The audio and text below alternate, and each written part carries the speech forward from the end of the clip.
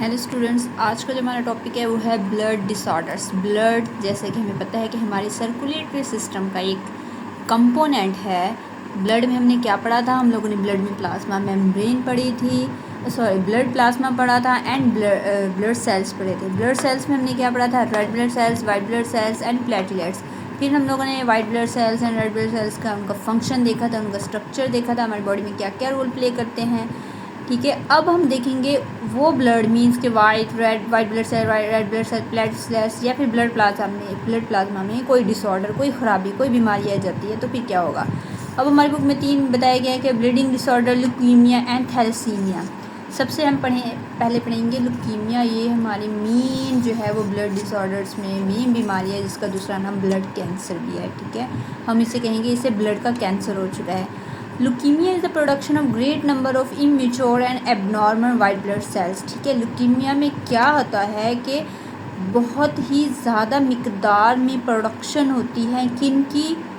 Immature and abnormal white blood sales. उन white blood sales की production होती है जो कि इमेच्योर होते हैं, मतलब कि अभी मैच्योर भी नहीं होते और एबनॉर्मल होते हैं। ठीक है, नॉर्मल ना तो उनका स्ट्रक्चर होता है, ठीक है, ना नॉर्मल स्ट्रक्चर होगा, ना ही वो नॉर्मल फंक्शन प्ले कर सकेंगे। तो भी क्या होता है, ल्यूकीमिया में वाइट ब्लड सेल्स के इमेच्योर और एबनॉर्मल सेल्स बनते हैं। देखिए ये सेल्स है, अब ये तो एक तो ये इमेच्योर भी है और दूसरा ये एबनॉर्मल भी है। अब ये अपना नॉर्मल बॉडी फंक्शन प्ले ही नहीं कर पाएगा, जो बॉडी में उनका फंक्शन होता है वो प्ले नहीं कर पाएगा। अब बॉडी में क्या वाइट ब्लड सेल्स का फंक्शन था कि ये हमारे डिफेंस सिस्टम का मेन एजेंट थे। ठीक है, अब जब ये ही कमज़ोर होंगे, वाइट ब्लड सेल्स होंगे, तो जो पैथोजन है वो ईजिली हमारी बॉडी के अंदर इंटर होके हमारी बॉडी को डैमेज कर सकते हैं। ठीक है, वाइट ब्लड सेल्स क्या करते थे, कोई भी अगर पैथोजन, कोई भी disease causing agents, bacteria, virus जो भी हमारी बॉडी में इंटर होता है तो सबसे पहले वाइट ब्लड सेल्स आगे आ जाता है उनसे लड़ने के लिए, उनको मारता है, उनको किल कर देता है। ठीक है, जब वही कमज़ोर होंगे, वही अपना फंक्शन प्ले नहीं करेंगे तो पैथोजन तो बहुत आसानी से बॉडी में इंटर भी हो जाएंगे और डैमेज भी करेंगे, हमारी मुख्तलिफ बीमारियाँ काज करेंगे, जिसकी वजह से जो बॉडी है वो वीक होना शुरू हो जाएगी। तो ये ल्यूकीमिया का इंट्रोडक्शन था। अब काजेस क्या होते हैं? This is caused by cancerous mutation. ठीक है, अब म्यूटेशन क्या था हमने पढ़ा था चैप्टर 5 में कि चेंज इन जीन्स में अगर कोई भी चेंज आ जाता है कि मीन्स कि अगर एक जीन है उसका फंक्शन क्या था, उसने फलां प्रोटीन बनानी थी। ठीक है, मीन्स कि उसने इंसुलिन बनानी थी। अब अगर उस जीन्स में कोई म्यूटेशन, कोई तब्दीली आ जाए, म्यूटेशन मीन तब्दीली आ जाए, कुछ ख़राबी आ जाए, ठीक है, और उसे हम कहेंगे ये म्यूटेशन है। तो ल्यूकीमिया में क्या होता है कि म्यूटेशन होती है जीन में। All cells have gene that control the number and timing of the division. देखिए हर एक सेल्स में क्या होता है, हर एक सेल्स में क्या होता है, जीन्स होते हैं।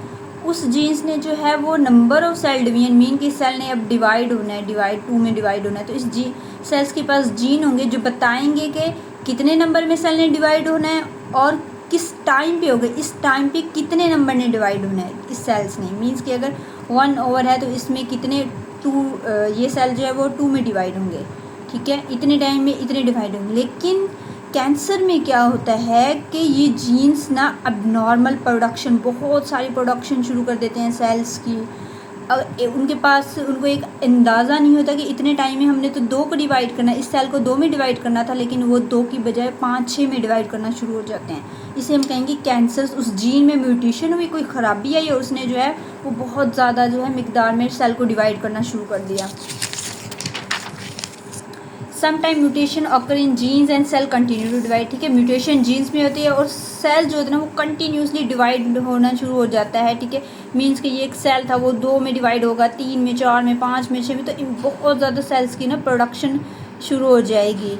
तो फिर क्या होगा, एक उभार शुरू हो जाएगा और it result in growth of abnormal cells called tumour. ठीक है, अब वो सेल जो होंगे ना वो एबनॉर्मल होंगे, इनकी शेप भी ना बिल्कुल इरेगुलर होगी, जैसे कि सेल्स की शेप होती है, हम उसे कहेंगे ट्यूमर है। अब हमने पढ़ा था कि ट्यूमर अगर अच्छे वाला है, वो अपनी सिर्फ एक ओरिजिनल प्लेस में ही है, सिर्फ एक ही जगह पे रुका हुआ है, कोई बॉडी में स्प्रेड नहीं हो रहा, तो हम उसे कहेंगे बेजिन। ठीक है, बेजिन ट्यूमर है। अगर वो ट्यूमर जो है वो एक जगह से पूरी बॉडी में स्प्रेड हो रहा है तो हम उसे कहेंगे ये कैंसर काजिंग है। ठीक है, हमने उसे मैलिग्नेंट का नाम दिया था, मीन्स कि वो कैंसर काजिंग जो है वो सेल्स हैं, उन सेल्स को जो कि पूरी बॉडी में स्प्रेड होता है, हमने उन्हें कैंसर सेल्स का नाम दिया। तो लुकीमिया में क्या होता है, कैंसर सेल्स होते हैं, मीन कि मैलिग्नेंट ट्यूमर होता है, सॉरी मैलिग्नेंट कैंसर जो होता है उसमें क्या होता है कि सेल्स जो होते हैं एबनॉर्मल, जो कैंसीरियस सेल्स होते हैं वो पूरी बॉडी में स्प्रेड कर रहे होते हैं, पूरी बॉडी को जो है वो क्या कर रहे होते हैं, फैल रहे होते हैं। ये ब्लड में इस तरह हो रहा होता है। अब म्यूटेशन कहाँ रही होती है, ये लुकीमिया में ये म्यूटेशन कहाँ होती है, बोन मैरो में, ठीक है। लुकीमिया में जो म्यूटेशन हो रही होती है वो बोन मैरो में होती है। Mutation result in uncontrol production of defective white blood cells. अब ये म्यूटेशन क्या करेगा, ये वाइट ब्लड सेल्स की जो है ना वो बहुत ज़्यादा जो है वो प्रोडक्शन शुरू कर देगा, ठीक है। वो जो प्रोडक्शन होगी वो कंट्रोल में नहीं होगी उस सेल्स के, ठीक है। बोन मैरो सेल्स में जो है वो म्यूटेशन स्टार्ट हो जाएगी, जिसकी वजह से जो बोन मैरो सेल्स क्या बनाते थे, वाइट ब्लड सेल्स बनाते थे ना। ये जो white blood cells bone marrow cells में बनते थे ना, वैसे तो रेड ब्लड सेल्स भी बनते हैं, लेकिन लुकीमिया में क्या होगा, ये बोन मैरो सेल्स जो है वो वाइट ब्लड सेल्स की जो है वो अनकंट्रोल्ड प्रोडक्शन शुरू कर देंगे, ठीक है। उसने वाइट ब्लड सेल्स का जिसे हमने ल्यूकोसाइट्स पे कहेंगे, वो बहुत सारे ल्यूकोसाइट्स बनाना शुरू कर देंगे, वो उनकी जो प्रोडक्शन है वो कंट्रोल में ही नहीं होगी।